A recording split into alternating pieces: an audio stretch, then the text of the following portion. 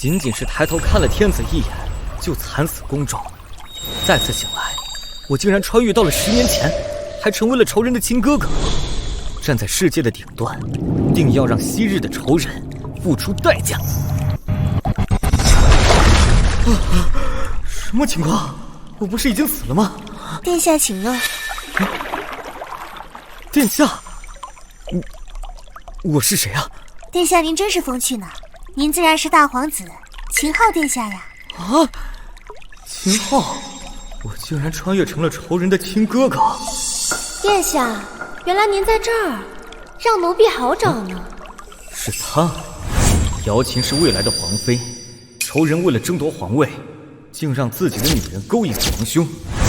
好，很好，既然如此，你心爱的女人我就收。好，是姚琴啊，找本王有何事？片刻不见殿下，奴婢就心慌的厉害呢。您快听听，这心跳是不是很快呀？没想到，之前那个冰清玉洁、高高在上的皇妃，如今在我面前，竟然如此下贱。殿下，怎么样？人家的心跳是不是很快？想不想伸进来摸一下？心跳快，是因为你在想如何帮我的皇帝夺走本王的一切吗？殿下，您说什么呢？奴婢听不懂。听不懂？那本王就说明白点儿，你不就是皇帝派来勾引我的吗？殿下，奴婢心里只有您，您怎么越说越离谱了呢？离谱？还有更离谱？皇兄被姚琴迷了心智，这皇位注定是我的了。娘娘，二殿下，不好了！汤泉宫那边，大殿下他把姚琴姑娘给糟蹋了。什么？母妃，姚琴是我未来的王妃，你非要把她送到大皇子身边，还说她绝不会失手，现在怎么办？慌什么？跟本宫去汤泉宫，我倒要亲眼瞧瞧这个一向唯唯诺诺的废物，今日是吃了什么雄心豹子胆。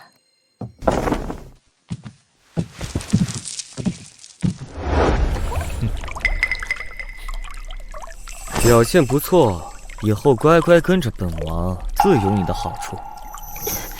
记住了，下次来伺候，记得换一身更透的杀意。秦昊，你好大的狗胆！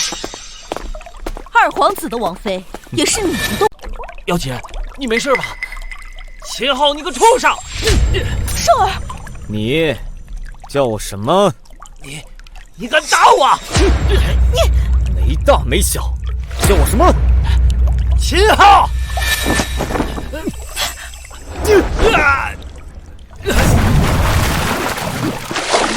少儿！再说一遍，叫我什么？皇兄，皇兄！知道我是你皇兄就好，你给我记牢了。只要父皇还在一天，我就永远压你一头。再敢没大没小，可就不止几巴掌这么简单了。以后见到我，要先跪拜大礼。我，给我杀！快把少儿带回去，别冲动。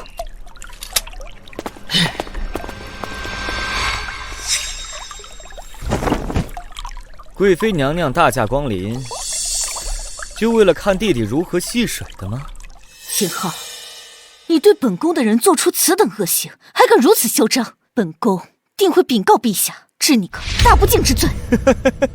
你的人，一个宫女而已，本王贵为皇子，临幸一个宫女是他的福分。难道娘娘要禀告父皇，这宫女她是前朝公主？秦昊，你不要胡说八道。娘娘，要是让父皇知道你偷偷圈养前朝公主，空有这样好的皮囊，真是可惜了。秦昊，你混账！你敢乱说，本宫定让你后悔生于这世上。好啊，那我倒要好好看看贵妃娘娘如何让我后。殿下，陛下有旨，召您即刻前往太和殿觐见。知道了。贵妃娘娘，这瑶琴的身份是你我之间的秘密，如果让外人知道了，娘娘，您很清楚后果的。上一世你们看不起的蝼蚁，这一世必将立于黄泉之巅。过来，为本王更衣，去见父皇。二殿下近日协助陛下处理北方旱灾一事，条理分明，举措得当，颇有储君之风范呐。是啊，是啊。宁大人所言极是，这大殿下久不问政事，以微臣愚见，这东宫之位，二殿下实至名归呀。是吗？依本王看，未必。是大殿下，平日他只顾与姑娘游山玩水，今日怎会？哼，这真是太阳打西边出来了，这废物竟然也会上朝议政。微臣参见大殿下，真是许久未见殿下参与朝议，今日得见，实属意外。不像我们二殿下日日勤勉，常伴圣驾左右，深得陛下倚重，此乃国朝之福啊！正好拿这废物当垫脚石，让二殿下看看我的忠心。你叫什么名字啊？微臣户部尚书刘才。殿下您贵人多忘事，恐是许久不上朝，把微臣都给忘了吧？过来。殿下有何吩咐？谁是主子，谁是未来的东宫，还轮不到你们这些奴才来嚼舌根。我是朝廷命官，你竟然敢打我！打你又如何？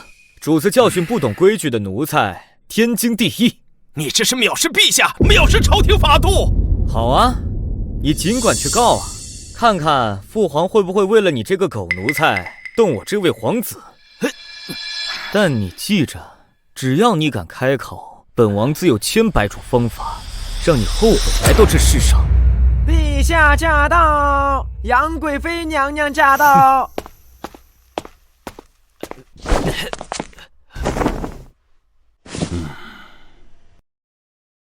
朕近来身体不适，精力不济，部分朝政事务需从你兄弟二人中挑选一人代为处理，也算是为朕分忧，加强历练。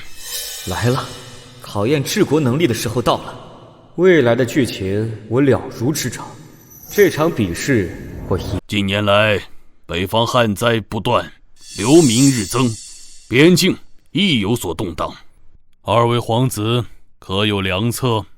父皇，儿臣以为应当立即开放贸易，吸引各国到我大秦经商，届时税收增加，国库充盈，便可拨款赈灾，此乃开源之良策。妙啊！二殿下深谙经济之道，此乃长久之策。是啊，陛下，二皇子他勤奋好学，处事稳妥，让他为您分忧，再合适不过了。一派胡言。哦，大皇子也想主动为朕分忧？大皇子久不问政事，对朝政民生怕是生疏得很，此刻贸然插手，只怕会徒增混乱吧。皇兄平日贪恋美色，逍遥自在不也挺好？替父皇分忧这种差事，还是交给臣弟吧。交给你？你口中的良策，就是我大秦灭亡的。大皇子何出此言？皇兄，本王的开源之策，各位大人都听得明明白白，乃是利国利民的长远之计。怎么到了你口中，就变成了灭亡的开端？二殿下所言极是，这大殿下若无良策，又何必恶语中伤？二皇子的计策确实可行啊。尔等只知盯着关税，可曾睁眼看过北方局势？今年北马草原大旱，牛羊死伤殆尽，为了活命，他们今年冬天肯定会大举南下，劫掠我边关。而你此时竟要开放贸易，你是嫌北莽的刀不够锋利，粮不够多，怕他们抢起来不方便吗？等敌军压境，你是打算用收上来的那点银子去砸死他们的铁骑吗？北莽大规模南下，大皇子，你此言可有依据？依据？上一世就是你宝贝儿子禽兽干的蠢事，让北境防线彻底崩溃。父皇，此乃儿臣综合边境零星战报、往来商队传言以及北方反常气候等信息推断出来的结论。北境战事关乎我大秦生死存亡，此事宁可信其有，不可信其无啊！好，分析的入情入理，大皇子深谋远虑。二皇子，你的策略简直是儿戏，此事不必在意。大皇子，这代理朝政之事，便先由你来负责。儿臣领旨。父皇三思啊，岂可仅凭推测就……陛下，好了，无需多言，此事就这么定了。父皇，儿臣需要一名熟悉政务之人从旁协助。准，你看中谁，尽管调派。儿臣以为户部的刘尚书就挺合适。陛下，不可啊！怎么，刘尚书不愿为朝廷效力，还是不愿为父皇分忧啊？不，微臣不敢，微臣万万不敢。既然如此，刘尚书，你便暂且协助大皇子，务必尽心竭力。微臣遵旨。朕乏了，先去歇息，你们也都散了吧。恭送陛下。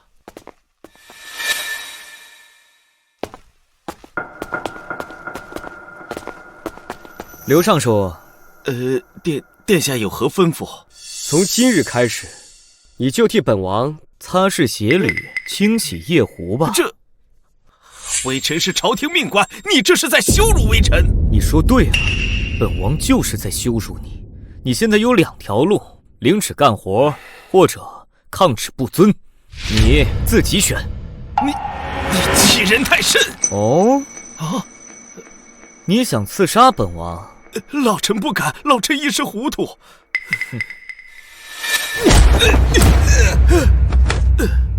各位都看到了，是刘尚书行刺本王在先，本王只是自卫。来人，拖出去，送到太医院，别让他死了。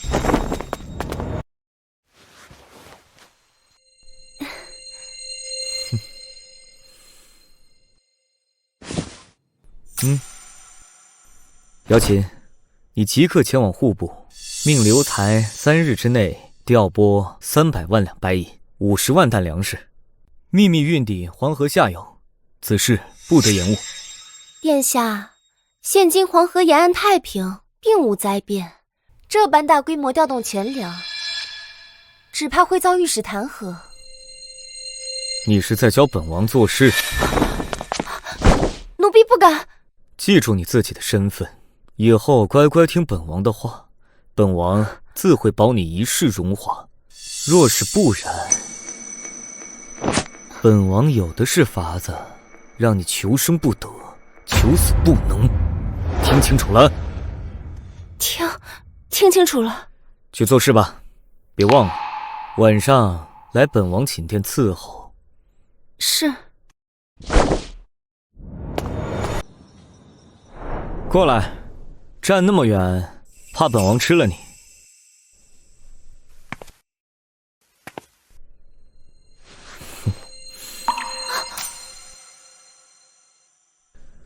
这樱唇倒是生得好看，今夜便用它来伺候本王吧。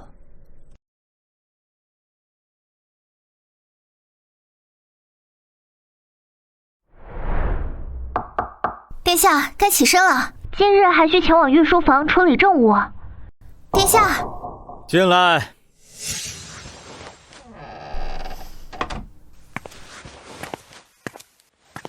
哼，这女人昨夜倒是听话，果然，权力才是最好的春药。哎呀。殿下，请漱口。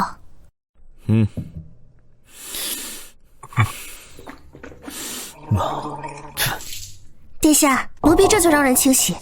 不必了，这地毯还有这床全部扔掉，换新的。来，更衣。是。这九五至尊的世界，我来。殿下，御膳房问您今日午膳有何吩咐？哎，那2条鱼看着倒是不错。殿下，那是贵妃娘娘精心饲养的龙凤锦鲤，据说是番邦进贡的稀世品种，娘娘十分喜爱。正好，本王最近就喜欢吃她养的东西，吩咐下去。这2条鱼，1条清蒸，1条红烧。是，奴婢这就去办。放开我！姚琴，二殿下，请您自重，放开奴婢。姚琴，我知道你在那个废物身边受尽了委屈，你放心，等本王拿到太子之位，便除掉秦昊，为你出气。二殿下慎言，大殿下他是您的皇兄。皇兄？他就是个废物。姚琴，你是我的人，怎么听那个废物说话？你给我说清楚，不准走，不准走！你把话给本王说清楚。还有什么可说的？二殿下，我已是大殿下的人，您还想听什么？不，那是他强迫你的，你不是最远的，对不对？对不对？二殿下何必自欺欺人？当初是您将我送给大殿下的，如今大殿下他比您更有手段，更像个男人。所以你就背叛我，主动委身于他，是吗？姚琴，没想到你竟然如此下贱！请二殿下放尊重些，说不定过些时日，我便该是您皇嫂了。我们之间早已恩断义绝。你想做什么？那个废物能碰你，本王就碰不得。今日便让你知道谁才是真男人！放开我，你混蛋！禽兽，你这是在找死！混账东西，本王的人你也敢动？你的人？皇兄，你莫非忘了？这瑶琴原本是母妃赐给我的，不过是我用腻了的玩意儿，你倒当个宝了，口味真是独特呀！殿下明鉴，二殿下他以前没有碰过奴婢。放心，你的初次是本王亲自驱走的，还不至于被这蠢货蒙骗。呸！奸夫淫妇！你又打我！本王上次在汤泉宫有没有告诉过你，见了长兄要懂规矩？秦昊，我也是皇子，你别欺人太甚。看来是记打不记吃，非得本王替你长长记性。你放开我！你敢乱来的话，父皇知道绝对不会饶了你。掐死你，父皇就只剩我一个成年皇子了。你猜父皇会不会为了个死去的儿子让我偿命，绝了这大秦的皇嗣？放肆！你们这是在做什么？父皇，父皇救我！殿下，陛下到了，快松手！规矩，我只教这一次，下次再犯，我就直接救你上路。父皇，父皇救我呀！光天化日，兄弟相残，成何体统？父皇，皇兄他疯了，他要杀了我！他……父皇，二弟年幼无知，儿臣方才只是在教他些宫廷礼法，或许方式急切了些。你教导兄弟也需讲究方法，岂能如此粗暴？朕还听说一事，你以代朕理政之名，擅自将户部官仓大量存粮、银两、药材调往江南各州府，此事当真？什么？未经廷议，调空官粮银两？父皇，江南虽然正值汛期，但一向太平，如此劳师动众，必然耗费钱粮无数。皇兄刚接手政务就如此乱来，你是想掏空国库吗？臣妾还听说那些粮草银钱在路上已有损耗，折价近乎30%。陛下，看来浩儿还是年轻气盛，急于表现。这理政之事是否再斟酌斟酌？好一招釜底抽薪，娘娘，你现在就想抢我理政之权，下一步是不是该编造罪名，将我彻底排除在储君之外了？你少血口喷人！皇兄，你擅自调动巨额钱粮，损耗惊人，让你交还理政之权，理所应当。是啊，大殿下，我们也是为江山社稷着想，政务繁重，水太深，你经验尚浅，恐怕难以驾驭。既然你们一口咬定我调粮南下是徒增消耗，不如我们打个赌如何？怎么赌？上一世江南暴雨导致百年不遇洪灾，堤坝溃决，就在今日，江南出现洪灾，1个时辰内800里加急军报必到。这军报所求，若不是需要朝廷钱粮物资赈灾，就算我输。你们敢？江南如今晴空万里，你说洪灾就洪灾，简直荒唐！皇兄，你莫不是失心疯了？拿国事当儿戏？陛下，浩儿知道他理政之权将失，心有不甘，臣妾能理解，可也不能如此信口开河，欺瞒陛下。这不是把陛下当成3岁小孩戏弄吗？大皇子，休要胡闹！还是那句话，你们敢赌吗？赌！本王跟你赌。赌什么？若我输了，即刻交还理政之权，并向父皇请旨，永不觊觎东宫之位。好，你若赢了，本王便把麾下羽林卫输给你，并保证日后见你退避三舍。羽林卫正好掌控宫禁宿卫，至关重要。一言为定。荒唐！国运天象，岂能拿来做赌？大皇子，你现在立刻下令追回部分钱粮，能减少多少损耗是多少。不追。你说什么？你竟敢抗旨！江南万千黎民此刻正急需这些钱粮物资救命，恕儿臣不能追回。死到临头还嘴硬，大皇兄，本王真是佩服你这厚颜无耻的功力啊！你简直是冥顽不灵！陛下息怒，保重龙体要紧。大殿下，陛下身体不适，你非要把他气出个好歹吗？快将理政之权交还，向你父皇认错。殿下，陛下真的动怒了，您不如先暂且隐忍。怎么，连你也不信我？奴婢逆子！朕现在命你立刻将理政之权交出来，从今往后安心在你的王府修身养性，不得再干预朝政半分。听到父皇的话了吗？你聋了吗？时辰到了。什么？报！陛下，800里奇报，江南连日突发特大暴雨，江河水位暴涨，多数堤坝溃决，洪水泛滥，淹没州县，灾民无数，急需朝廷拨发钱粮物资，赈济救灾。江南总督府紧急求援。什么？江南真的突发特大暴雨洪灾？殿下他真的预言准了。哼，你胡说！是不是大皇子收买了你？是不是？二皇子明鉴，卑职纵有天大的胆子，也不敢谎报军情。军报在此，陛下可亲自预览。江南各州告急文书也在途中。不可能，这怎么可能啊？浩儿，你竟然真的说中了，未卜先知，这简直是神迹呀！不，我不信，此事另有蹊跷。你究竟是如何知道江南会有暴雨洪灾的呢？你是否与江南总督暗中勾结，谎报灾情？二弟，别用你那狭隘的心胸去揣度所有人。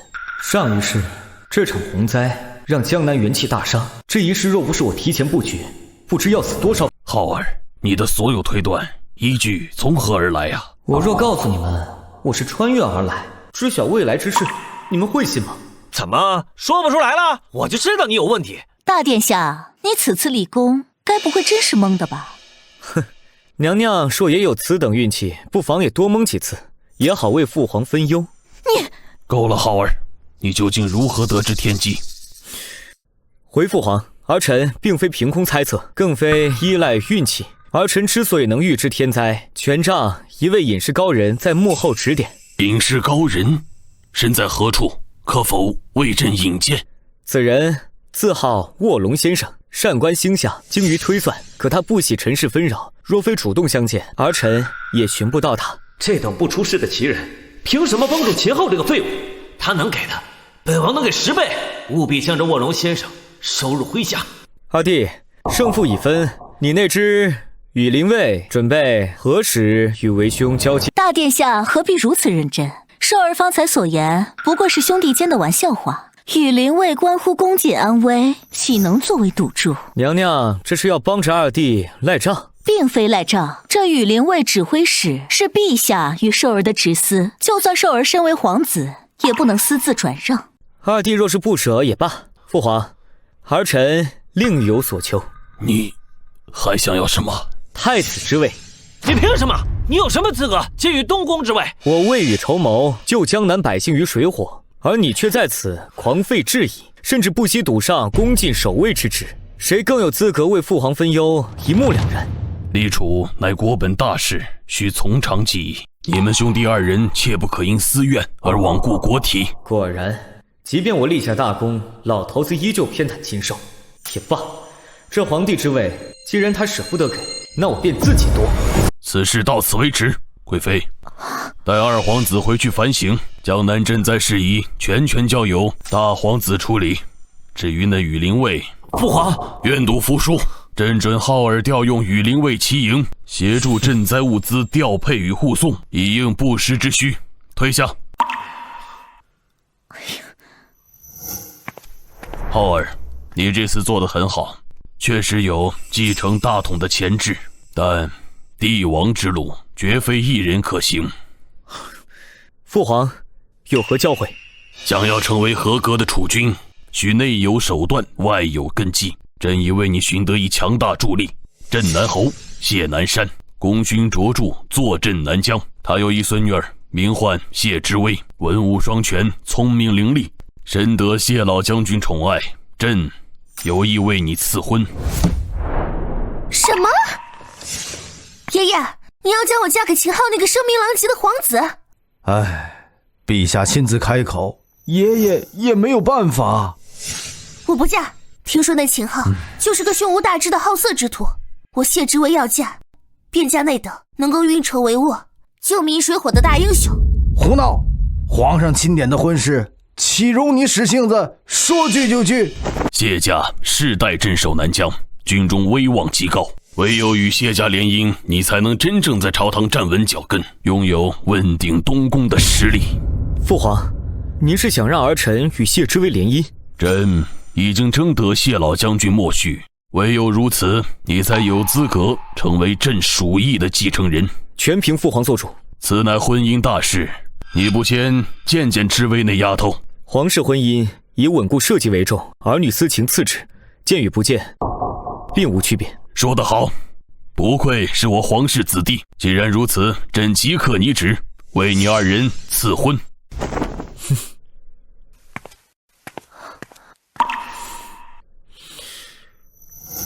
在想什么？恭喜殿下得此强援，离储君之位又进一步。哼，你想得太简单了。谢家功高盖主，皇帝那老头子不过是想借我这把刀拉拢谢家，以便将来削弱谢家权柄，为太子铺路罢了。他心中的太子从来都只有亲。同样是皇子，陛下为何如此偏袒二殿下？25年前，皇帝为了稳固地位，与我母后政治联姻。登基不久，母后便郁郁而终，皇帝却将他真心所爱之人，也就是二皇子的生母迎入宫中，册封皇后。在他心中，我不过是政治妥协的产物，二皇子禽兽才是他期待的儿子。原来殿下与二殿下并非一母所出，此事宫中为何从未传出？皇室丑闻岂容外扬？当年禽兽的生母在我母后丧期未过便怀有身孕，逼宫上位，好狠的手段。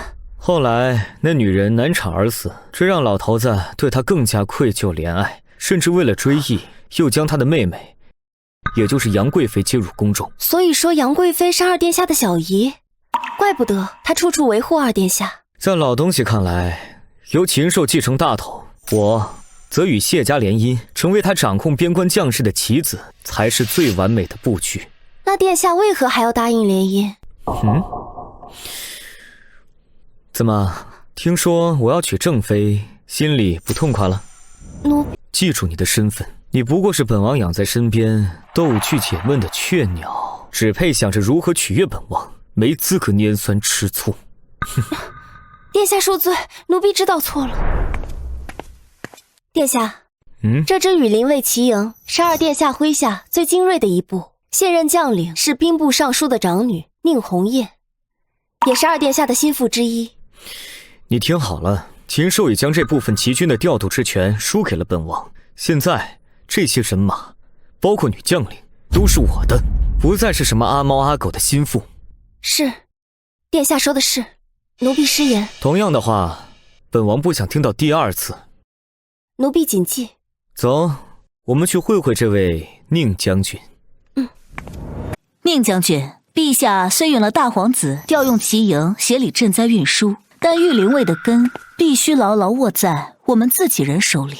不日，陛下便会为你和二皇子赐婚，你是未来的二皇子妃，更是此营主将，当值轻重。娘娘放心，大皇子不过是一纨绔皇子，懂什么军务？末将自有分寸，借他些人手、车辆，做足表面文章，应付陛下便是。你心中有数就好。大皇子此番借天灾赚足声望，你务必盯紧他，若有任何异动，随时向本宫和二皇子禀报。末将明白，在我的军营里，还轮不到他来撒野。哦，本王竟不知这羽林卫骑营何时成了宁将军的私军，协理赈灾还需劳烦贵妃娘娘亲临，如此悉心叮嘱。你什么时候来的？方才我们的谈话，你都听到了？该听的、不该听的都听见了。没想到本王平日对娘娘也算恭敬，娘娘竟在背后与人合谋，阳奉阴违，阻碍赈灾大事。大殿下，贵妃娘娘乃陛下嫔妃，请您放尊重点。宁将军，方才本王似乎听到你说本王不懂军务，还说只给本王些人手车辆，装样子。末将不敢，殿下误会了，只是军务繁杂，未免殿下劳心费神，末将愿代劳调度事宜，殿下只需静候佳音即可。代劳？宁将军，按陛下口谕，羽林卫骑营需听本王调遣，你是在教本王做事，还是想要抗旨不遵？末将不敢。哼，不敢就好。宁将军，记住你的身份，你是朝廷的将领，应当知道谁才是你现在的上官。末将遵命。哼，姚琴，带宁将军去办理交接，清点人马、粮草、军械，登记造册，本王要亲自过目。是。宁将军，请吧。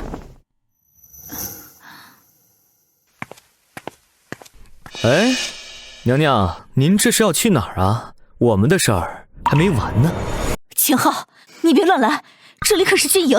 娘娘放心，你我接下来商议之事，不会有其他人知晓。你想怎样？殿下，娘娘，你们这是……谁让你不经通传就进来的？末将来呈报名册。大殿下，您对贵妃娘娘意欲何为？此乃大不敬。娘娘刚才头晕，险些摔倒，本王不过是搀扶一把，何来不敬？宁将军，你的眼睛和脑子最好放清醒一点。哼，想清楚，若把事情闹大，你又会如何？宁将军，你误会了，确如大殿下所说，本宫只是不慎头晕，此事不得外传。你先下去吧。末将遵命，末将就在帐外等候。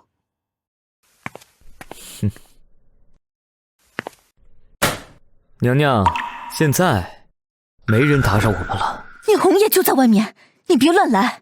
所以娘娘更该安静些，本王可不保证这次还会停下。今日之事只是个教训，若娘娘日后再在背后搞小动作，可就没这么容易过关了。秦昊，你就是个畜生！哼，宁将军，进来。方才之事你都看到了？末将什么也没看到。哦，这么快就学乖了？听说你是禽兽的心腹爱将。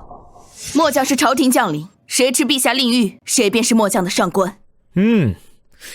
聪明的选择，希望你能一直聪明下去。末将明白。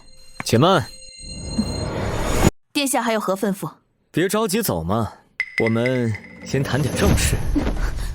殿下请自重。难道宁将军不愿与本王商谈正事？殿下，末将方才已言明，军营之中只谈军务。若殿下没有其他吩咐，末将还要去清点人员物资，先行告退。站住！本王准你走了吗？军营之中只谈军务，本王方才跟你说了，要亲眼过目名册，这算不算军务啊？名册已交由殿下随行的女官瑶琴姑娘核对，殿下可随时查阅。本王现在就要看，而且我要你在身旁亲自解说。殿下。罢了，军中沉闷，本王府中新得一些西域美酒，不如宁将军今晚过府，你我二人慢慢详谈。殿下厚爱，末将愧不敢受。军营重地，末将职责在身，不便理应，更不可赴宴饮酒，请殿下自重。既然如此，那我们就谈正事。宁将军，你这骑兵营按制应有一正一副2位统帅，为何副将之位一直空缺至今？回殿下，前任副将调离不久，新副将人选还未选定。不必选了，本王自有人选。殿下主意何人？未来镇国女将军该登场了，你的妹妹宁红霞。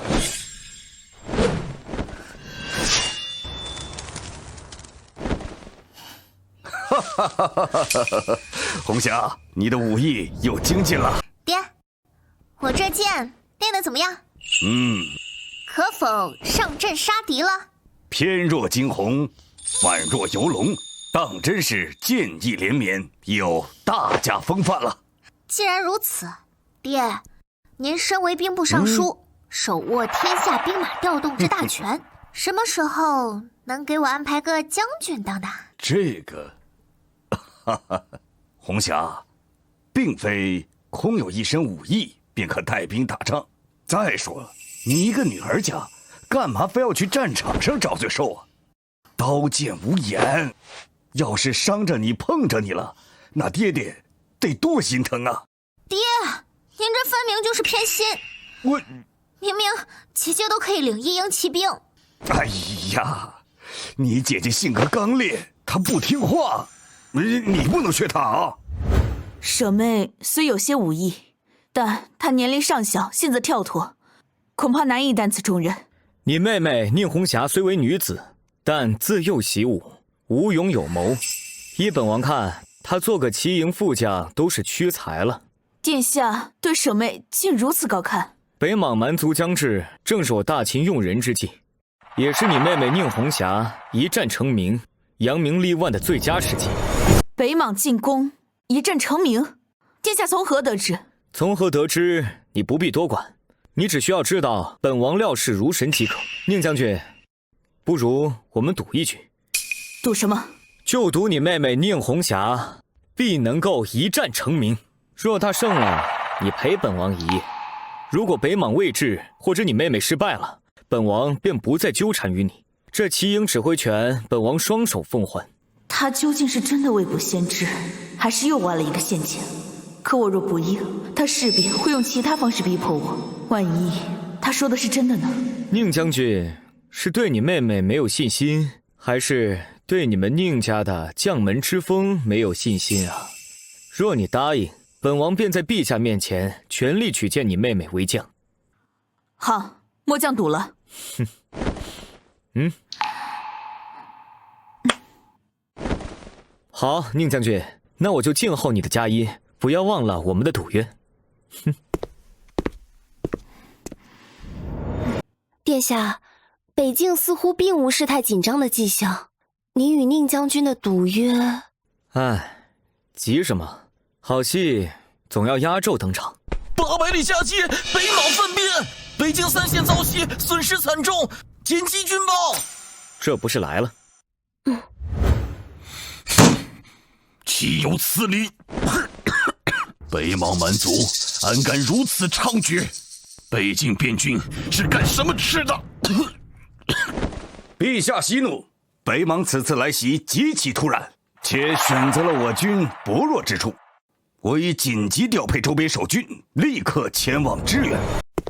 陛下，当务之急是选派一名得力干将，速派北境督战，剿灭敌寇，安定民心呢。陛下需尽快派遣良将。父皇，儿臣举荐一人，可平北莽战事。浩儿要举荐何人呢？宁家小女宁红霞。陛下，万万不可呀！小女宁红霞年幼无知，虽粗通武艺，但并未经历战阵，也无统兵之能。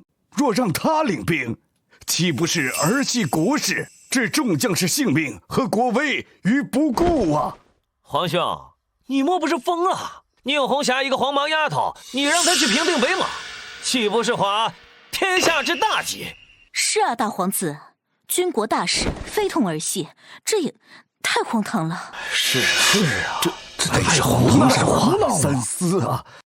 大皇子休要胡言，此事关乎国体，岂可？父皇，儿臣并非胡言。宁红霞虽年轻，却勇武果决，天赋异禀，正是应对北莽此种战法的良将。非常时期行非常之事，岂能因循守旧，只看资历不看才能啊！陛下，臣绝不同意，此事并非儿戏。若败了，不仅损兵折将，还会助长北莽之气焰。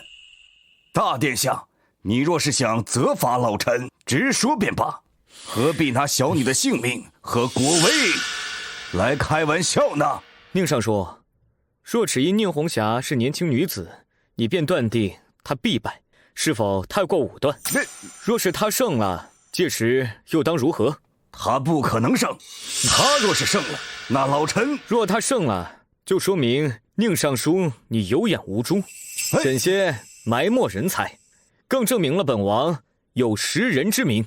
届时还请宁尚书答应本王一个条件，如何？什么条件？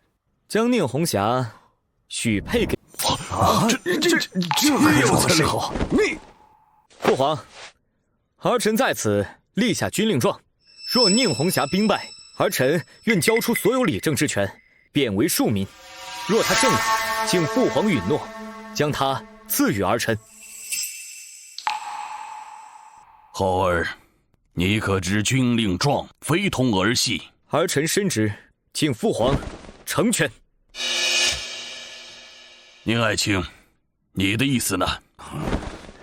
陛下，若此战小女获胜，那老臣无话可说；若未胜，请陛下严查大殿下失察之罪。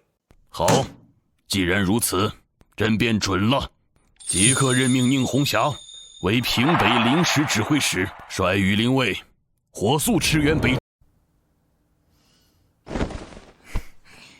红霞，此行万分凶险，定要听从军中老将的建议，切勿冲动莽撞。遇事不决，即刻传书于我，安全第一，明白吗？姐姐放心，大殿下说了，我是天生的将才，此战必能扬名立万。等我打了胜仗回来。宁将军，末将在。北莽扰我边民，本王要你以雷霆之势荡平寇患，扬我国威，能否做到？末将领命，定不辱殿下的信任，不辱国威。临阵若有疑虑，可把它打开，或许能给你些许的启发。谢殿下。母妃，真让那个丫头立功，让秦昊如愿以偿。那她若得了宁家的军械，再与谢家联姻，那以后朝堂上还有我们母子立身之地吗？急什么？本宫岂会让他如此顺心？双管齐下，绝对不能让他得到半分兵力上的支持。母妃有何妙计？第一，立刻飞鸽传书，给我们埋在北境军中的钉子，让他们给宁红霞那丫头的粮草补给、行军路线制造点麻烦，在无意中向北莽泄露些他的动向。他要胜，也得脱层皮，最好让他直接战死沙场。明白。第二，立即将秦昊如何逼迫宁尚书立下赌约，又如何肆意妄为举荐宁红霞，甚至意图监收宁氏姐妹的丑行，以最快的速度密报给即将进京的镇南侯，要让他知道他那个未来的孙女婿是一个何等好色无德、罔顾国家大事的纨绔子弟。妙啊！谢老爷子性格刚烈，最看重名声。他若知道这件事儿，必定雷霆震怒，这婚推定了。谢家老小，杨贵妃和禽兽也在，这阵仗不妙。陛下，臣女请求陛下放过臣女。臣女就算嫁人，也要嫁如卧龙先生这般不图名利、心系天下、献策救驾的与世高人。臣女宁死不嫁大殿下这般行事荒唐、德行有缺的纨绔，请陛下成全。这，你先平身。大殿下，老夫是个粗人，不懂朝堂绕弯，只问一句：你举荐宁家幼女挂帅，可当真认为她是将才，还是另有所图？当然是任人唯贤。宁红霞虽年少，但是勇武果决，正是应对北莽的最佳人选。大殿下口中的任人唯贤，莫非还包括逼迫其姐立下弑秦赌约，逼迫其父立下嫁女条约？说这就是你口中的任人唯贤，那这个贤字未免太辱没斯文了。皇兄举荐宁红霞，已惹朝野非议。若是再存了什么龌龊心思，岂不是视军国大事如儿戏，视宁家女儿如玩物吗？大殿下，老夫在军中一辈子最恨2件事：一是视战争如儿戏，枉送将士性命；二是欺辱军中袍泽及其家眷。你此举可是2者皆犯，如此心性，岂是良配？陛下，请陛下收回成命，这桩婚事我谢家高攀不起。朕南侯切莫如此，快请起。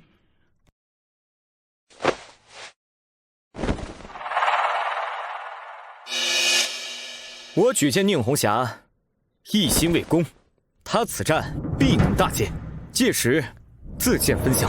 大殿下张口闭口必能大捷，莫非这也是你背后的卧龙先生未卜先知？离了这位高人，想必大皇子也没有几分真才实学吧？皇兄不能遇到事儿就推给那位谁也没见过的高人吧？这太子之位将来莫非也要请卧龙先生来做？浩儿，你究竟为何如此笃定？真的全靠那高人推测？父皇，能得卧龙先生相助，也是儿臣的能耐。至于宁红霞，儿臣自有判断其能胜的理由，绝非3言2语就能说得清楚。事实胜于雄辩。哼，好一个事实胜于雄辩！大殿下，既然你如此自信，可敢再与老夫立下赌约？侯爷，你想怎么赌？就赌宁红霞此战，若胜，婚约照旧，且我镇南侯王府未来为大殿下马首是瞻。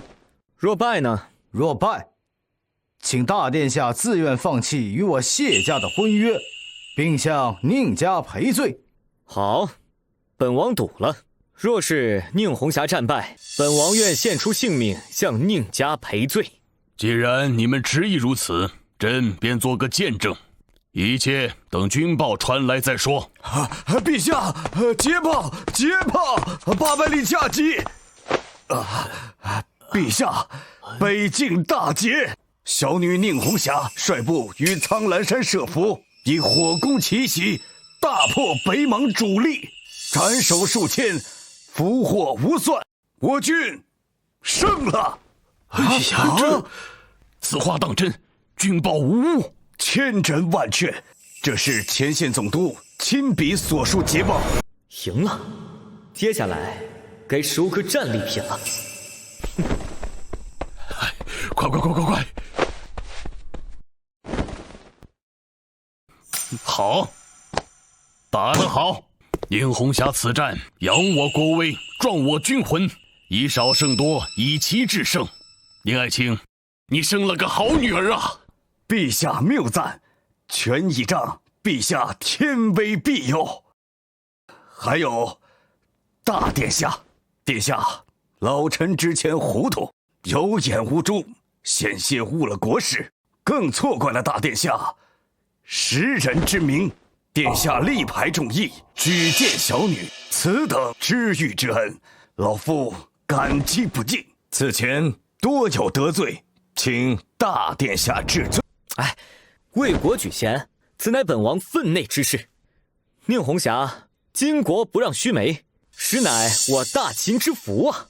本王不过是做了本王该做之事罢了。好，浩儿此次确实立下大功，不仅预判天灾，保全江南，如今又慧眼识珠，平定北莽，双喜临门，朕心甚慰。陛下说的是，大殿下能得卧龙先生这般高人倾力相助，实乃我大秦之幸。若非先生运筹帷幄，暗中指点，殿下想必也难以如此料事如神。真是天佑我朝，降下如此大。母妃所言极是，皇兄真是好福气，能得卧龙先生青睐。不知皇兄何时能引荐这位高人，让我等一睹风采，聆听教诲。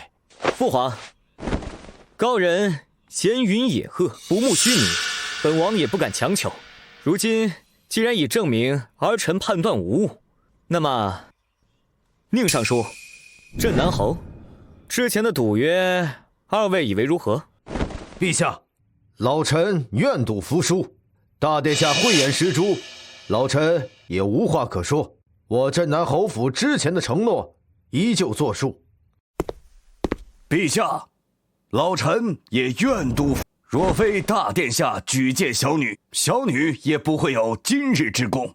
小女被殿下看中，那是她的福分。老臣恳请陛下为宁红霞与殿下赐婚。宁尚书，陛下早已有意将职位嫁给大殿下，岂能轻易更改？莫非你宁家立了点功劳，就想压过陛下的圣意，压过我谢家不成？侯爷，此话谬矣。陛下圣意自是最高，大殿下乃天纵奇才，未来储君，其婚事关乎国运。小女宁红霞能助大殿下建功立业，此乃佳偶天成啊！浩儿，此事因你而起，你看如何？父皇，两位皆是我朝的重臣，对儿臣又是如此的厚爱，儿臣不敢怠慢。既然天意如此，家人难舍，不如同时履行与谢家和宁家的婚约。谢姑娘和宁家女，儿臣都娶了。你无耻！陛下，殿下既有此意，老夫以为甚好。只为乃陛下亲许，是我镇南侯府的嫡孙女，于情于理都应为正妃。侯爷，话不能这么说吧？小女宁红霞立下赫赫战功，于国于民都有巨大贡献。陛下，老臣并非为了争正妃之位，只是觉得此事应该慎重。宁尚书，你这话是什么意思？莫非是想让你女儿骑到我谢家的头上？我谢家世代镇守南疆，功勋卓越，只为他更是文武双。陛下，侯爷，若论对大殿下的忠心，我宁家愿倾其所有。老臣不止红霞一个女儿，若陛下和殿下不弃，老臣愿将2个女儿一同许配给大殿下。不行，宁侯爷！父皇，儿臣心仪宁红叶已久，早已求过母妃，正想恳求父皇将宁红叶赐婚与儿臣，这怎能也嫁给大皇兄？成何体统？宁尚书，你怎能如此行事？是啊，陛下，寿儿他主意宁红叶已久，臣妾也觉得2个人甚是般配。宁尚书如今这般见风使舵，竟想将2个女儿都许给浩儿，这事关皇家国事，成何体统啊！够了，统统给朕闭嘴！朝堂之上，吵吵嚷嚷，成何体统？婚姻大事岂是菜市口买菜，由着你们讨价还价，甚至一女多许？此事争议过大，容后恭送陛下。秦昊，你贪得无厌，你将婚姻当作什么？又将我等女子当作什么？争权夺势的筹码吗？还妄想兼收并蓄，简直无耻！姑娘姓烈，本王钦佩，但这是父皇的旨意，此乃关乎国本。哼，一个视女子如玩物、贪权寡情之人，也配谈国本？真不知道万万先生怎么会追随你这样的人。我宁愿终身不嫁，也不会嫁给你这种禽兽。本王何时是女子如玩物啊？本王向来是知人善任，人尽其才啊！你巧舌如簧。祖父，我们走，这地方令人作呕。大殿下，只为他性子烈，被老夫惯坏了，还请殿下勿怪，老臣应允之事依然作数，还请殿下不要忘了之前的赌约。一定，一定。老夫告退。谢知微，你越是这样，我越是感兴趣。你谢家迟早是我的囊中之物。大殿下，老夫今日已表明了心意，红叶和红霞都愿侍奉殿下左右，还望殿下日后莫要忘了老夫今日的力挺啊！宁尚书，你可答应过支持本王的？哈哈，此一时彼一时嘛。老臣现在坚定不移地支持大殿下。宁尚书的心意，本王知道，这事儿本王记下了。那臣告退。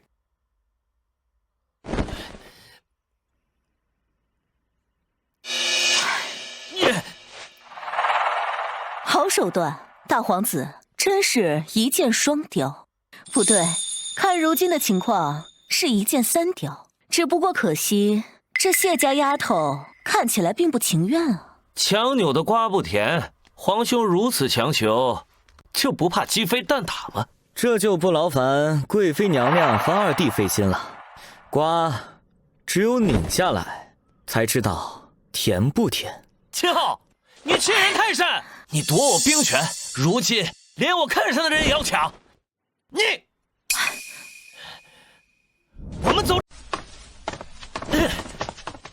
看来火候还不够，需要再添一把柴，让这火烧得更旺些，逼得你们别无选择。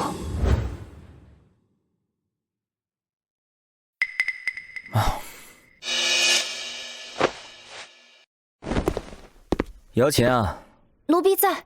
2件事：第一，将宁红霞北境大捷，还有本王如何的慧眼识珠、力排众议的过程给散播出去。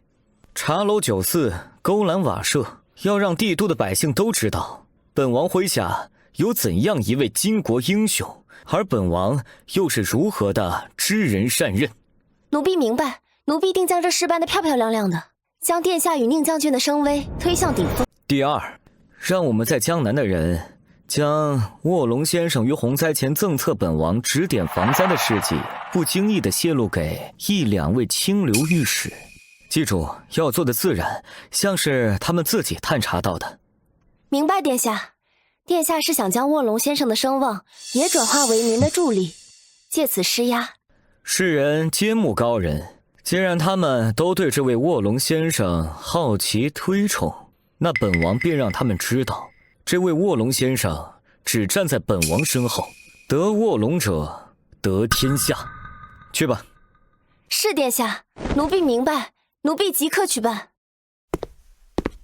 禽兽，你们的野心只会是本王的垫脚石。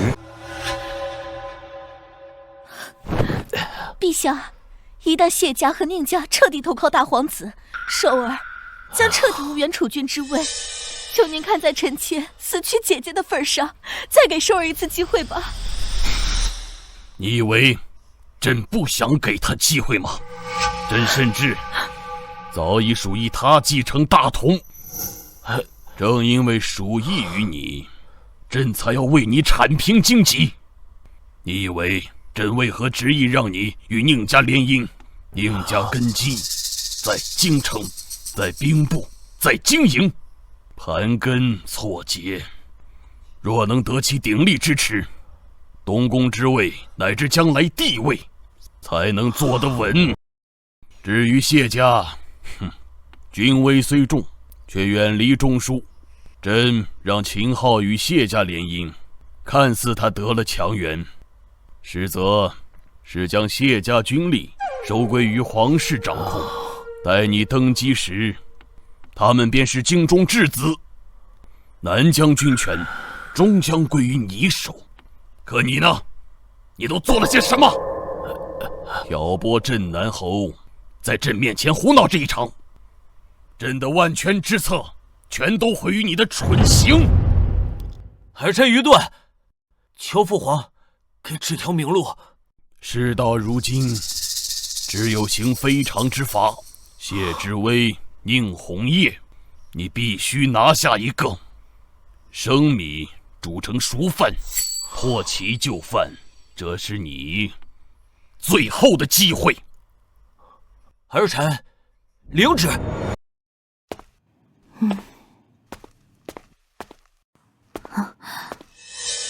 殿下有何吩咐？宁将军还真是贵人多忘事。北境捷报已经震动朝廷，北莽已平，宁将军是不是也该履行你我的赌约了？末将未曾忘记。哦，那宁将军想要如何履行我们的一夜之约？殿下若要索取，末将无话可说，但请殿下明白，末将此举只为信守承诺，偿还赌债，除此之外别无他意，更无半分男女私情。哼，好一个别无他意啊！宁将军是将门虎女，一诺千金，本王佩服。别的我也没有其他所求。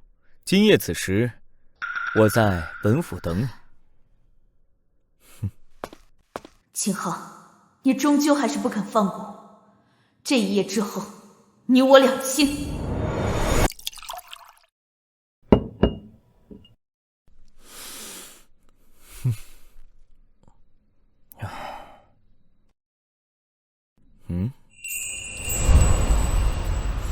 来了，比本王预想的守时。末将宁红叶前来履行承诺，殿下有何吩咐，但说无妨。完毕，末将即刻离开。吩咐，宁将军觉得本王会做什么？放心，本王虽非君子，但也不屑于用强。既然宁将军说了只论承诺，那么便陪本王喝上一杯。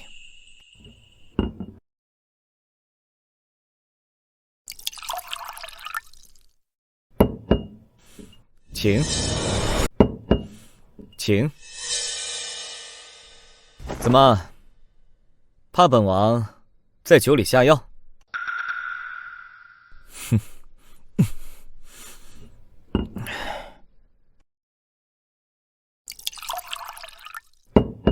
哼。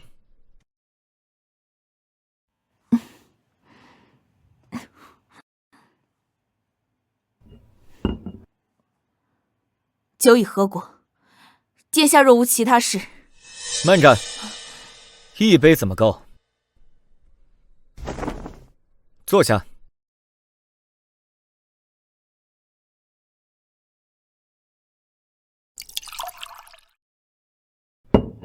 今夜陪本王喝酒。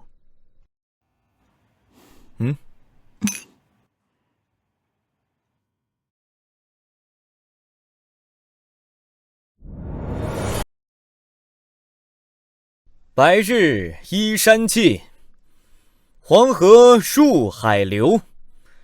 欲穷千里目，更上一层楼。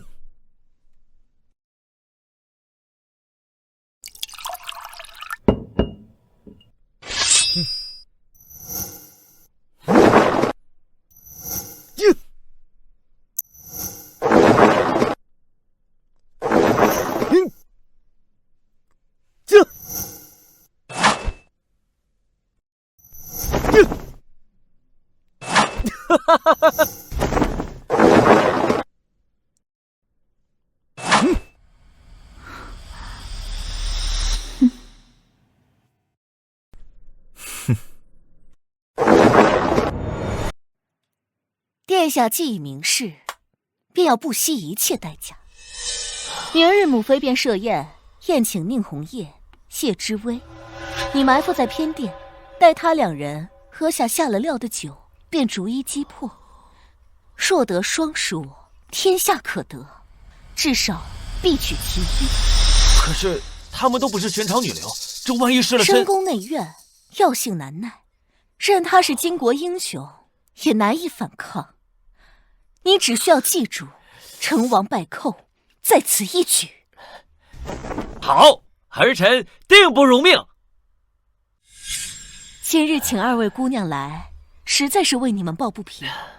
大殿下那日在御书房那般轻狂言语，把你们都当成什么了？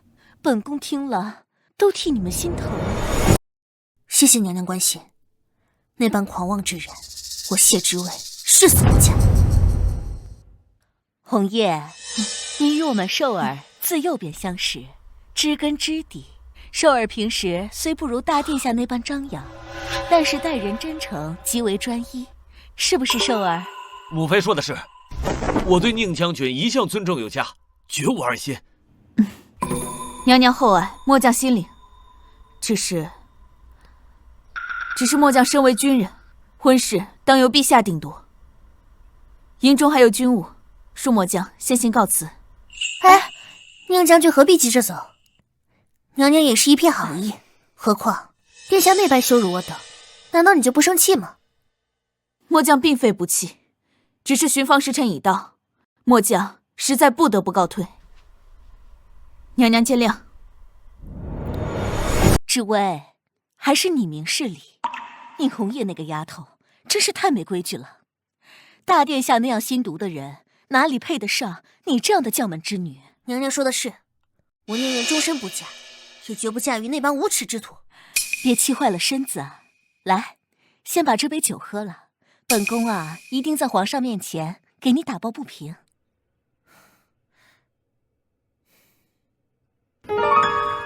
志薇，好事成双，咱们再来一个。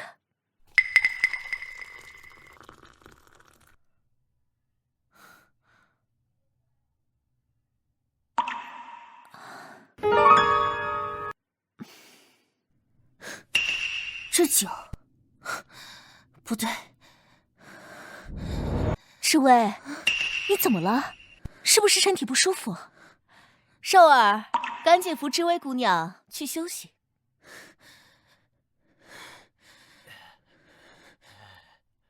志薇，无耻！你们比秦昊更卑鄙！志薇，我是真的喜欢你啊，志薇！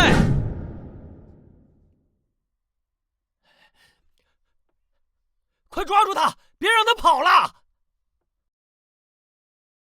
志薇，慢点儿！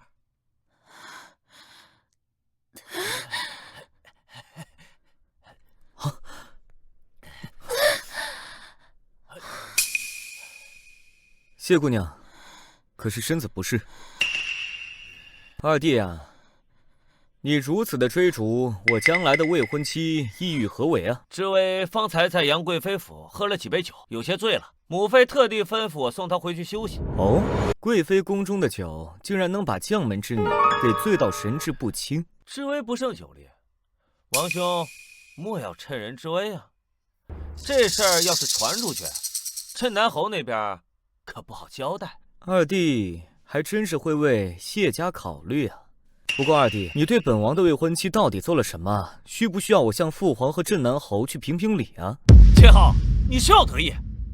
谢家是不会把她嫁给你这种人的。这就不劳二弟费心了，毕竟有些酒还是少喝为妙。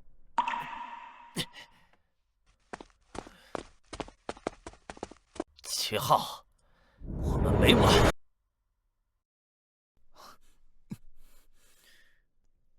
禽兽这个蠢货，倒是用了猛药，谢家这颗棋子该落定了。什么？谢之薇被秦昊带走了？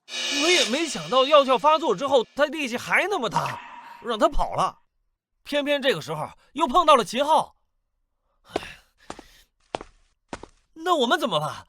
如果他睡了谢之薇的身子，谢家岂不是彻底倒向他？那我们既然我们得不到，秦昊也不要想得到那么轻易，至少要带给他一身腥。母妃的意思是，派人以最快的速度把这件事情通知给朕，就说大皇子在谢姑娘来府中聚会的时间酒醉不适，就强行玷污她，进行禽兽之事。现在谢姑娘还被困于大皇子府中。镇南侯不信的话，万一……镇南侯那个老匹夫平时最看重他这个孙女和他们谢家的颜面，这件事情就算他不全信，知道了也会震怒，足以让他在心里埋下一根刺，让秦昊再想得到他的支持也没那么容易。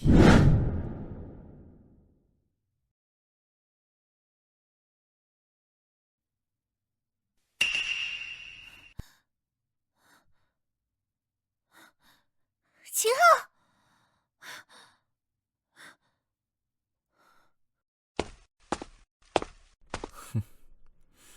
醒了？你个畜生，卑鄙无耻，对我做了什么？本王对你做了什么？你难道忘了，你昨天晚上是如何对本王投怀送抱，缠着本王不放的吗？你胡说！是你和禽兽一样卑鄙，趁人之危！我要杀了你！省点力气吧，别忘了你是我的未婚妻，早晚会有那么一天。闭嘴！我死也不会嫁给你这个人面兽心的混蛋！谢姑娘，是你自己送上门的，若非本王，你现在早已是禽兽的踏上蛮物了。本王救了你，你不知道感恩，还敢放肆！感恩？秦昊，你给我等着！谢家不会放过你的！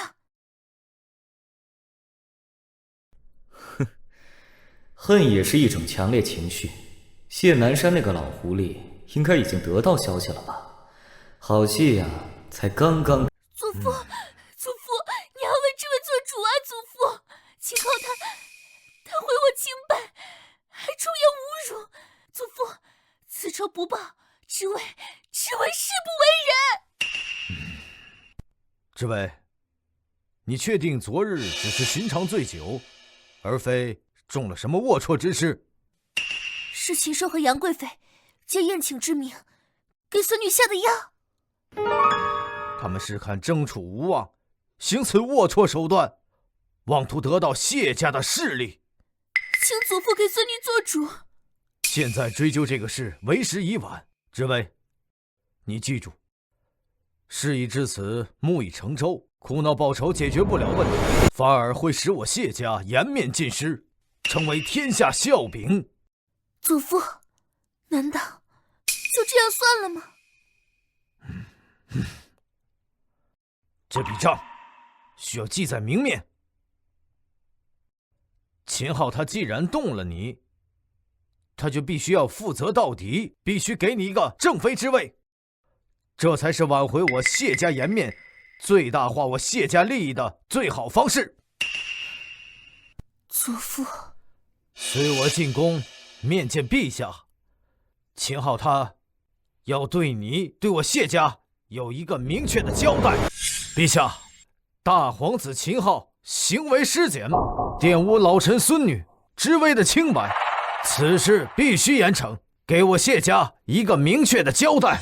你有何话说？回父皇，昨晚我确实与谢姑娘在一起，但并非儿臣用强，而是谢姑娘遭人暗算，身中烈性媚药，神志不清，寻至儿臣处。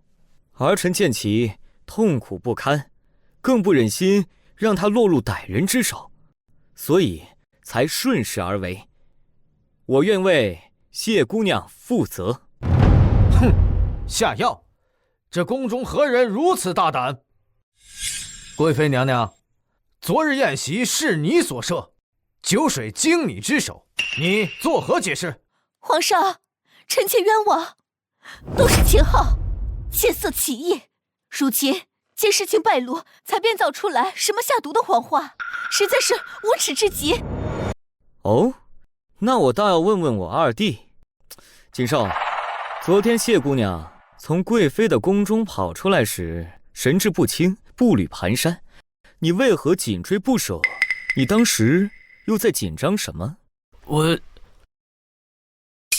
我是看知薇妹妹似有不适，所以担心她的安危，跟上去看她有没有什么需要帮助的。王兄，莫要血口喷人，如此下作之事，我是不会做的。哦，那为什么谢姑娘看到你追出来以后，她便跑得更快，仿佛看到了鬼魅一般？若不是心虚，你追一个神志不清的女子作甚，要不是你下的毒，那是谁？不是我，这主意是……逆子，住口！再多说一个字，朕立刻把你舌头拔下来！蠢货废物，朕的脸都被你们丢尽了！陛下，证据确凿，请陛下给我谢家一个交代。好，朕就给你谢家一个交代。二皇子禽兽禁足半年，非诏不得外出。杨贵妃回宫自省。至于知微，受此大辱，朕心甚愧。朕决议册封谢知微为大皇子正妃，择日完婚，朕亲自主婚，十里红妆，以彰谢家殊荣。谢爱卿，这结果可还满意？陛下大喜，天大的喜报！宁红霞将军凯旋归来了，此刻正在殿外候旨。快宣，快宣宁爱卿！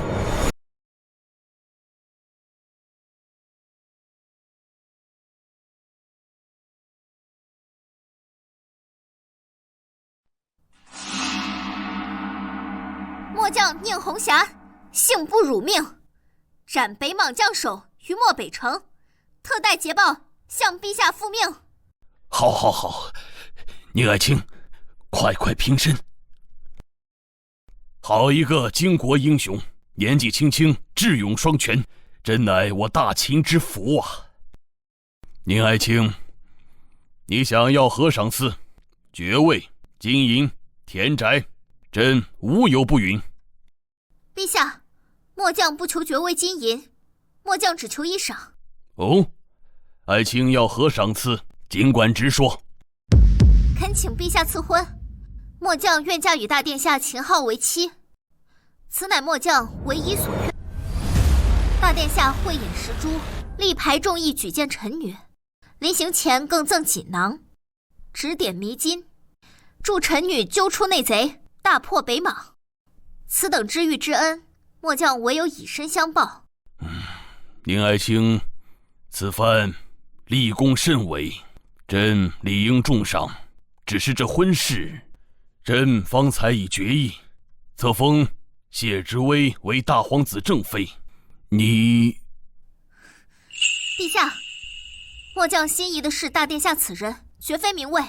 即便为侧妃，末将也心甘情愿，只求常伴殿下左右，望陛下成全。宁将军，婚姻大事怎能如此轻率？父皇，既然宁将军一片深情，儿臣也不能辜负了他。望父皇恩典，我将同时迎娶谢姑娘、宁姑娘两人。谢陛下赐婚。好，宁爱卿深明大义，朕便如你所请，册封宁红霞为大皇子侧妃，与正妃谢知微同日完婚，双喜临门，亦是佳话。谢陛下隆恩。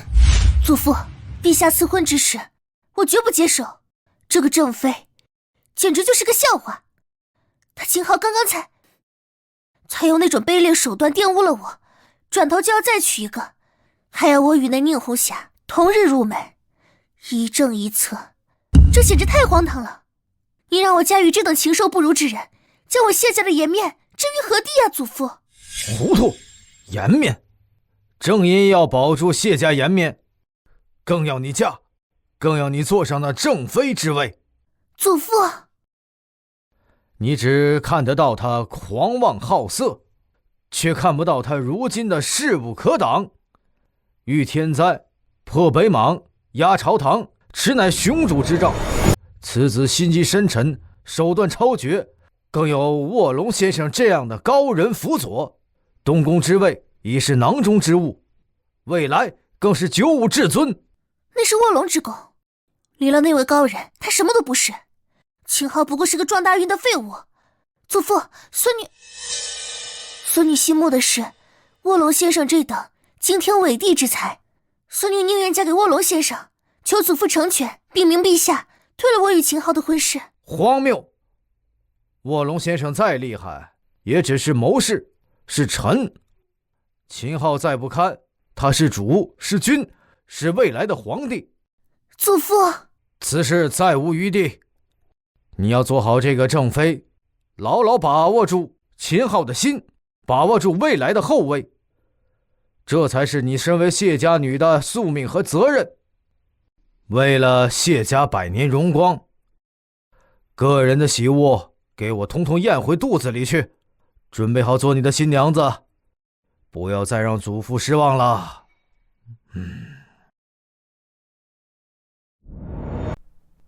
什么？侧妃？你自愿的？糊涂啊！你简直糊涂透顶！父亲，女儿心仪殿下，能嫁与他已是心满意足，您为何……心满意足？你满足了，宁家呢？宁家的脸面呢？你立下如此战功，本可以为你争取最大的利益。即便正妃之位难争，也可以为你争取一个实权的爵位。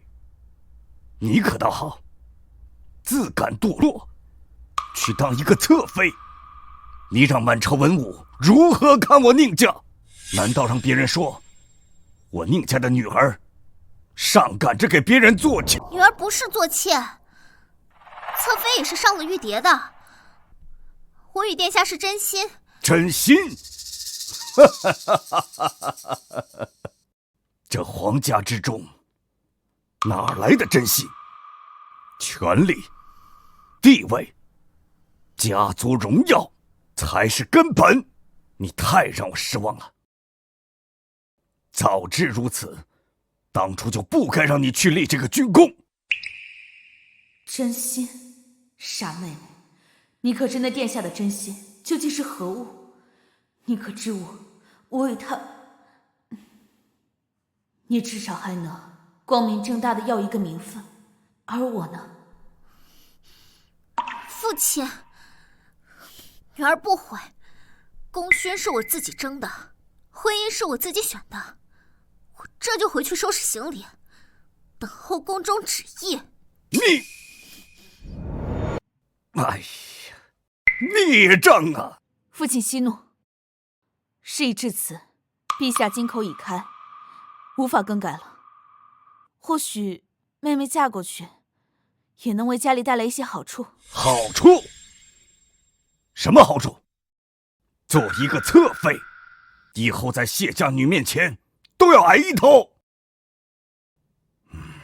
还有你，你若是争口气，早日把持住大殿下。你，哎呀！陛下，如今京城内外都传颂着您的贤名呢，说您慧眼识珠，启用宁将军平定北莽，同时迎娶谢宁两家明珠，真是天大的福气。您该歇息了，夜深了。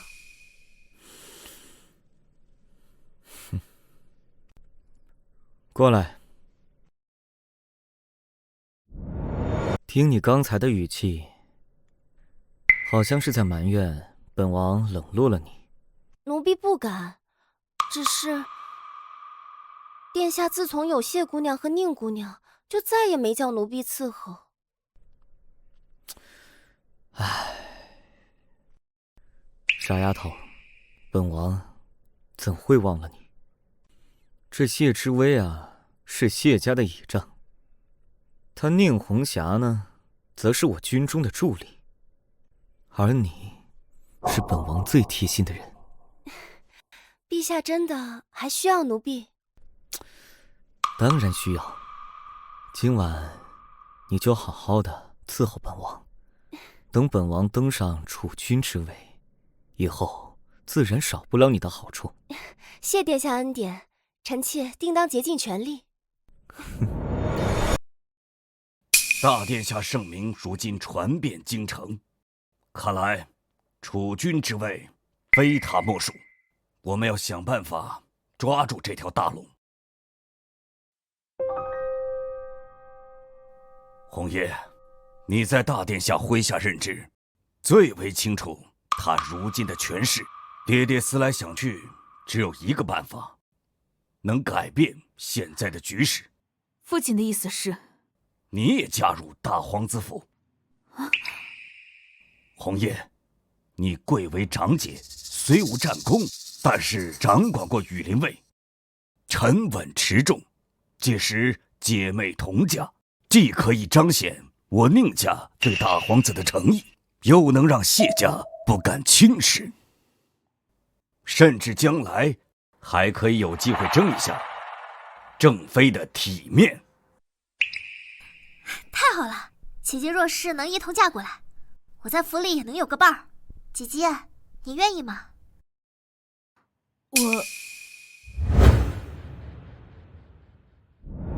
红叶，此事不是你一个人的事，而是关乎到宁家的兴衰啊！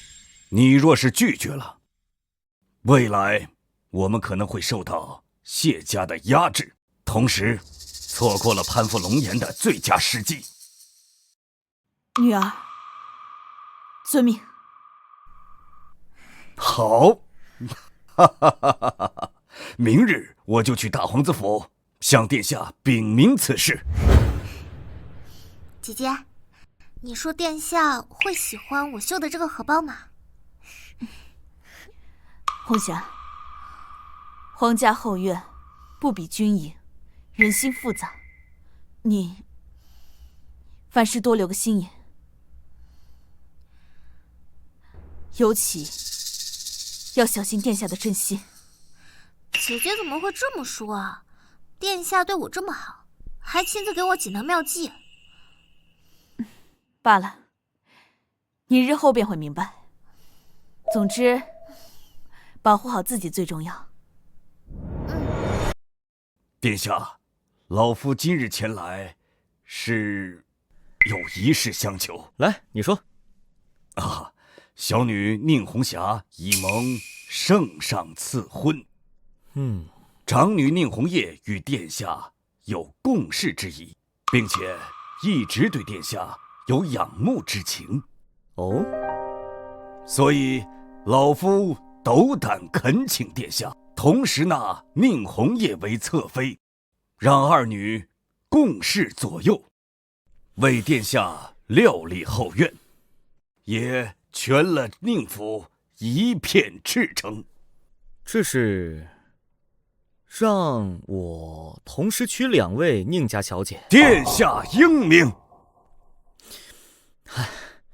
长女宁红叶沉稳，宁红霞勇武，二人各有长处，必定可以为殿下分忧。老臣愿将宁府半数资产均入王府，以表诚意。宁尚书，您倒是大方，但这就怕谢正妃怕不会那么轻易答应。朕南侯驾到！殿下，宁尚书倒是来得早啊，这是在给殿下送大礼呢。侯爷说笑了，倒是侯爷，今日怕不是为了知微正妃的体面前来施压的吧？殿下，老夫今日前来告诉殿下，只要殿下真心待知微，我谢家愿全力支持殿下争夺储君之。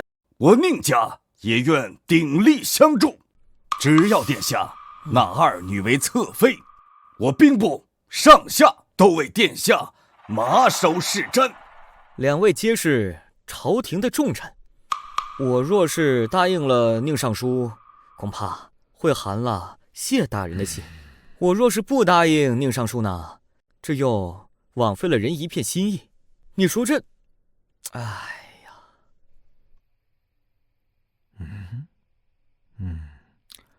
罢了罢了，只要能助殿下登上储君之位，知微在府中多一个伴也无妨。但宁红叶必须与宁红霞同为侧妃，绝不能越过之威。自然，自然。殿下，我与宁尚书商议妥当，明日便联合众大臣，奏请陛下立宁为太子。好，好。老臣告辞。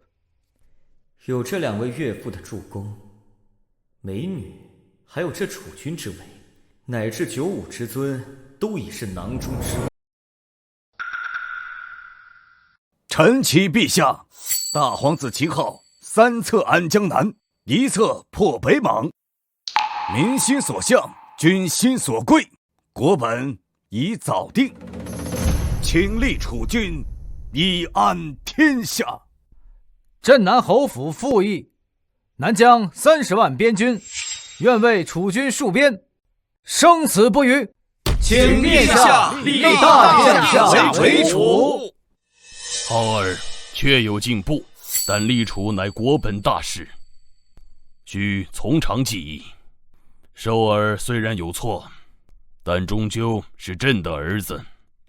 此事，父王，儿臣只想问一句：如果今日不立，若明日北莽南下，父皇可有第2个儿子能扶得起来？逆子！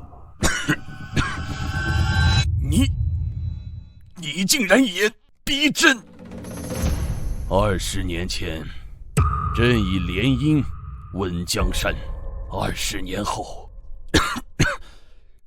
朕的儿子竟以联姻逼朕退半步。好，很好。陛下，国不可一日无君，若陛下迟迟不立，恐生变数。臣等请陛下立刻下旨，请陛下立大殿下为主。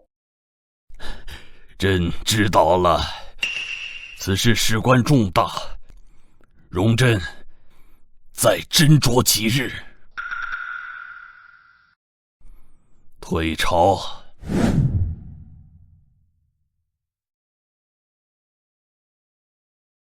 老头子还在拖，但他已经没有选择了，恐怕皇帝之位很快就会是我的。母妃，秦昊联合谢宁2家逼宫，父皇虽未即刻下旨，但是眼看储君位置就要被他给夺走了，我们没有退路了，慌什么？我们手里还有张最大的底牌，你舅舅镇北王，他手握3万北境铁骑，若能调兵秘密入京，再联合宫中掌印太监魏公公，加上我们培养的暗卫，定能趁乱弑君夺位。可是调兵需要虎符，且京城9门都有禁军把守，我们如何瞒天过海啊？这是你外公留下的镇北侯密令，可调用部分亲信。魏公公那边的人，我已化重金打理好，到时候他们会在宫城西侧制造混乱，分散禁军的注意力。届时，你率暗卫直奔御书房，控制住你。娘娘放心，老奴已连夜安排人送信，保证3日之内镇北王赶到。寿儿，这是我们最后的机会，成则称帝，败则万劫不复。你可愿赌一把？母妃都敢，儿臣有何不敢？偏了！杨贵妃和我的那个好弟弟，果然还是走到了这一步，狗急跳墙，勾结镇北王，意图谋反弑君。他们竟敢如此大逆不道！殿下，请让末将带兵，即刻将他们拿下。不着急，让他们先动，他们动了，我们才能名正言顺将他们一网打尽。姚琴，奴婢在。你秘密出宫，亲自去见镇南侯谢南山，告诉他表忠心的时刻到了，告诉谢南山，不惜任何代价，立刻封锁北境入京要道，一定要在镇北侯赶来之前将其截杀。记住，一定要留活口，尤其是镇北侯。本王留着他的军队还有用。是，奴婢明白，奴婢立刻去办。宁红叶，末将在。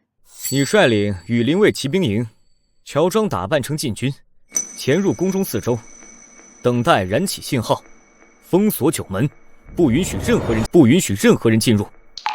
末将明白。只是殿下为何不直接禀明陛下？我的父皇对禽兽母子一直抱有可笑的恻隐之心，不见黄河不落泪，唯有让他们露出真正的叛逆之心，才能斩断他所有念想。末将明白，定不如命。宁红霞，末将听令。可是要让末将带兵冲入宫内，亲手擒拿禽兽那个逆贼。杀鸡焉用牛刀？你持我令牌，去京郊大营，领3000轻骑，待宫门被控制时，立刻率部控制城防司，弹压反叛，抄没逆党宫外府邸，要快，要快，要狠。是。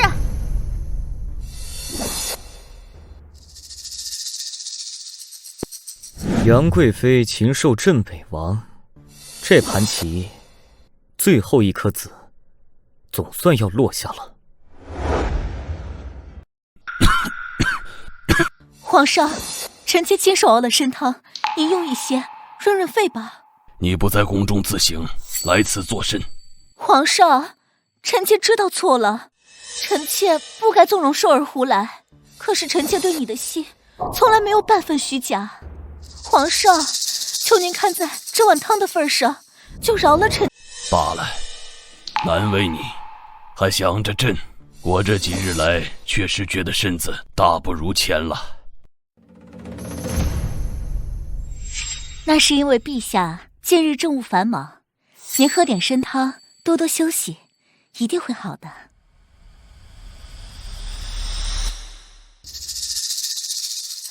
陛下，您说，如果您突然龙驭上宾，您这江山该由谁继承呢？寿儿他可是日日为您祈祷呢。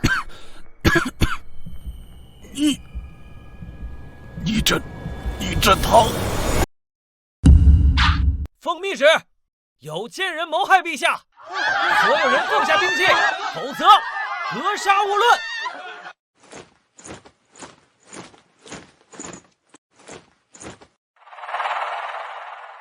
父皇，别怪儿臣不孝，这皇位本该就是我的。逆子，毒妇，竟敢杀君谋逆！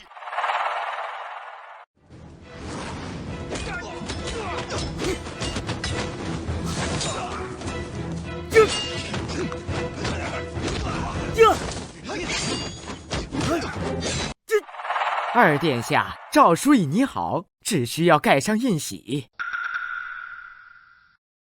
对外宣称陛下病危传位，大事可成。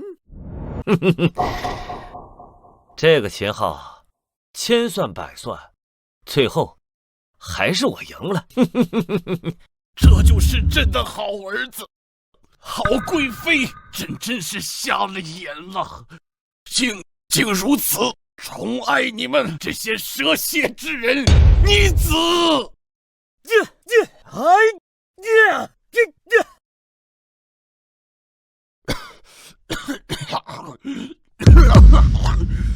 朕就是死，也不会将皇位传给你。既然如此的话，父皇，那就安心上路吧。住手！禽兽，放下你手中的剑！你的阴谋到此结束。逆贼禽兽杨贵妃，尔等弑君谋逆，罪证确凿，还不速速就擒！你怎么？镇北王的兵呢？你说你那个舅舅是吗？他的大队人马被堵在了北玉关，他派过来的虾兵蟹将早已伏诛。至于你的布置，早已掌握在本王的手上。秦昊，你早就知道了。若不如此，怎能将你们一网打尽？拿下！是。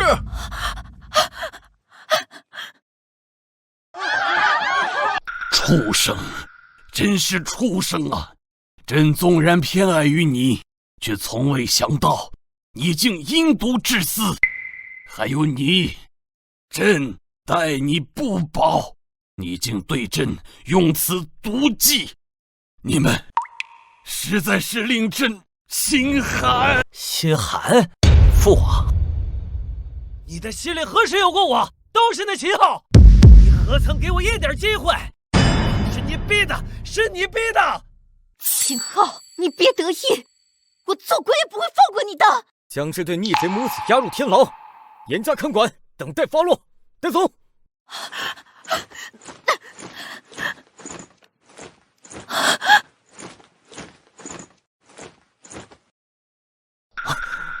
父皇，朕错了，朕被私心蒙蔽，养虎为患，险些丢了江山。朕对不起你，对不起你。这江山只有交给你，朕才能放心。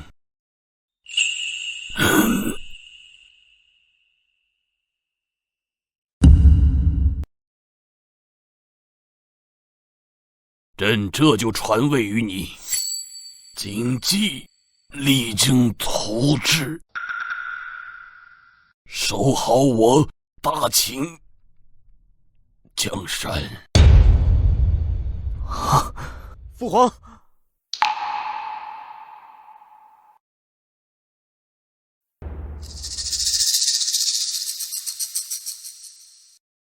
父皇，你放心的去吧。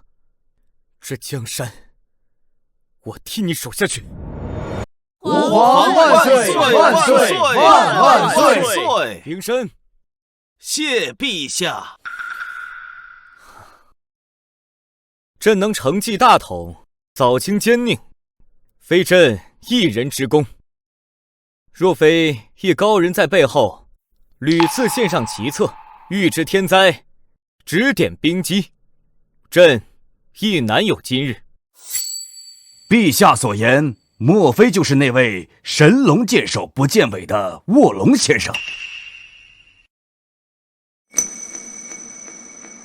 不知陛下可否为臣等引荐，也好让我们瞻仰一下高人的风采，叩谢匡扶社稷之恩呐！恳请陛下与卧龙先生一见。你们不是已经见到了吗？运筹帷幄，预知江南水患者是朕；献策防灾，保全万民生计者是朕；推测北莽异动，否决减税误国之策者是朕；洞悉北莽犯边，力排众议，举荐宁红霞者亦是朕。